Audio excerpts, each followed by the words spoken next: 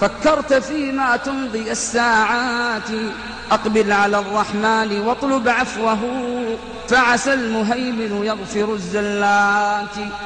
أقصاك ليل الجهل والران الذي أغشى فؤادك حالك الظلمات، ماذا جنيت به سوى الألم الذي أسقاك طعم مرارة المأساة.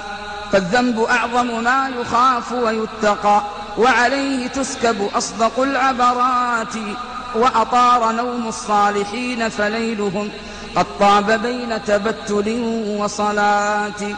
سئمت عيونهم لذاذات الكرى، وترفعت ورعا عن القلوات. فأنار قيوم السماء وجوههم، وأثابهم بإجابة الدعوات. تشكي قلوب ذوي المعاصي وحشة، وتعيش بين تولع وشتات. البر يحييها ويقتلها الخنا، هل يستوي الأحياء بالأموات؟ فالبر نور والمعاصي ظلمة، شتان بين النور والظلمات.